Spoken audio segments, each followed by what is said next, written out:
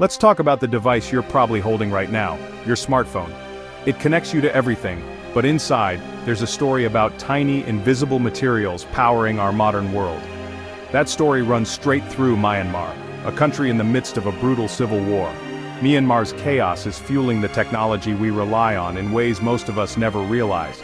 We live in an age of technological miracles, electric cars, wind turbines, military drones, but none of it works without certain key ingredients.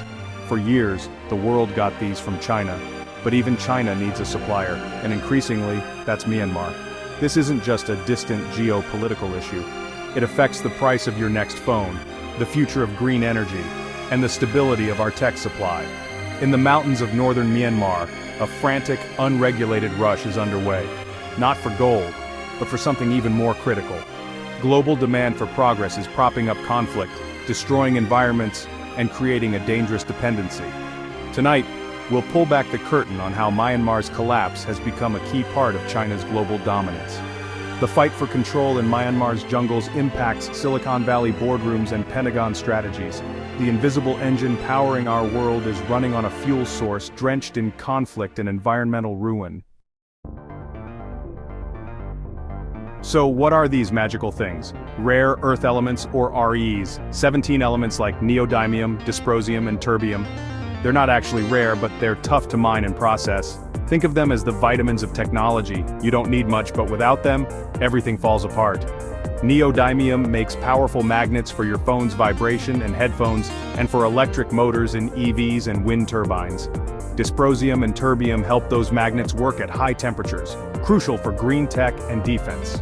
Europium gives your screens vibrant reds, lanthanum is in camera lenses, cerium polishes your phone's glass.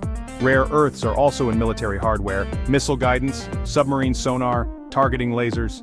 The F-35 fighter jet needs nearly half a ton of rare earths. If it's high-tech, it's got rare earths in it. Giving them up isn't an option. They're essential for green energy, smartphones, and defense. Our dependency is total. That's why who controls them, who mines, processes, and sells them, is a critical geopolitical question. And that question leads us straight to China. If rare earths are the vitamins of technology, China is the world's only pharmacy. For decades, China built a near-total monopoly over the rare earth supply chain by doing the dirty work no one else wanted. Mining and processing rare earths is toxic and dangerous, so Western countries offshored the problem. China welcomed the industry, accepting environmental damage for strategic gain. Today, China dominates not just mining, but especially processing. About 90% of the world's rare earths are processed there. Even if other countries mine rare earths, they still send them to China for processing. But China's own supply is running low, especially heavy rare earths like dysprosium and terbium, so China looked next door to Myanmar, a country with no environmental regulations and desperate for cash. The mountains of Kachin State are rich in the heavy rare earths China needs. Since the mid-2010s, Myanmar has become the world's largest source of these minerals and China's top supplier. China outsources the dirtiest mining to Myanmar, keeping its monopoly strong while avoiding the environmental fallout. It's a brutally effective, if tragic, strategy. What does the rare earth boom look like in Myanmar? It's an environmental and human rights disaster. Kachin State, once lush and mountainous, is now scarred by toxic mining. The main method, in situ leaching, involves pumping chemicals into the ground to dissolve rare earths, leaving behind pools of toxic sludge. Chemicals poison rivers and groundwater, wiping out ecosystems and making water undrinkable. Villagers suffer from mysterious illnesses, ruined crops, and lost land. The mining is chaotic, run by Chinese investors and local armed groups, not regulated companies. Workers, often poor locals or migrants, labor in dangerous, toxic conditions. They're trapped in poverty, forced to destroy their own environment to survive. Satellite images show the devastation spreading rapidly since 2016. Every new piece of technology connects us to this sacrifice. The clean energy we celebrate is built on environmental ruin in Myanmar. Why doesn't Myanmar's government stop this destruction? Because it can't. The country is fractured by civil war, especially after the 2021 military coup. The main mining areas are controlled by local militias and ethnic armed groups, not the central government. For these groups, rare earth mines are a massive source of funding. They tax operations, demand protection money, and take profits to fund their fight. Global demand for rare earths is directly bankrolling armed conflict. Chinese companies make deals with warlords, not officials. The military junta is often complicit, bribed, or powerless to intervene. The 2021 coup made things worse, giving armed groups even more power and reliance on mining revenue. The civil war and rare earth trade now feed each other. War enables mining, mining funds war. Meanwhile, trucks full of rare earths keep rolling into China. For China, Myanmar's chaos is an opportunity, not a problem. China gets a cheap, unregulated supply of heavy rare earths, critical for its tech and military ambitions, without the environmental mess at home. This steady flow cements China's dominance in the rare earth market, letting it undercut rivals and secure its supply chain. By controlling these materials, Beijing holds a powerful economic and political lever, and it's not afraid to use it. The lack of regulation in Myanmar keeps prices low, since the true costs, environmental, human and social, aren't paid. The world benefits from a discount paid for by Myanmar's people. This arrangement creates deep dependency. Kachin's armed groups rely on Chinese money, and China gains influence over the region.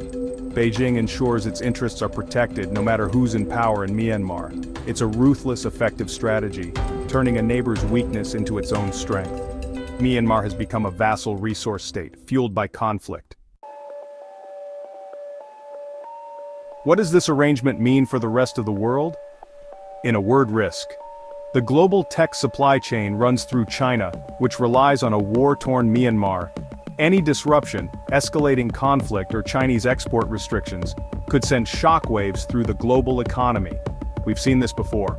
In 2010, China restricted exports and prices skyrocketed. Today, our dependence is even greater, especially for green energy. The West's green future, EVs, wind turbines, relies on rare earths processed in China, sourced from Myanmar. This is a massive strategic vulnerability. Companies and governments are waking up to the risk supply chain instability, price spikes, and national security threats. The world has enjoyed cheap tech without asking where it came from. Now we're realizing the power switch is in Beijing, and the fuse box is in a war zone. The world is finally scrambling for alternatives, but it's slow and awkward. The new mantra is diversification, building rare earth supply chains that don't run through China. Countries like Australia, Canada, and the US are reviving mining and building processing plants, but it's expensive and slow. Processing is the real bottleneck, and China's dominance here is absolute. Environmental concerns and NIMBYism make new plants hard to build in the West. Everyone wants secure supply chains, but few want the environmental trade-offs. We're years away from a viable alternative. For now, the world remains dependent on minerals from Myanmar, processed by China. The scramble for alternatives is a race against time, and we're losing. The world needs a plan B, but we're still on page 1. We're at a crossroads. Our green, connected future is built on a dark reality in Myanmar. The devices that symbolize progress are made with ingredients sourced from chaos and suffering. The civil war in Myanmar fuels China's rare earth power, which holds the world in strategic anxiety. Boycotting these minerals isn't realistic. It would shut down critical industries. But business as usual is unconscionable. The first step is radical transparency. Companies must trace and disclose their supply chains. "We didn't know" is no longer an excuse. We need a global push for ethical sourcing and diversified supply. That means investing in responsible mining, recycling, and new tech that uses fewer rare earths. It's a challenge on the scale of the space race, but it's necessary for our security and the planet's health. This is a harsh lesson in the true cost of progress. If our future is built on conflict minerals, it's not a future worth building.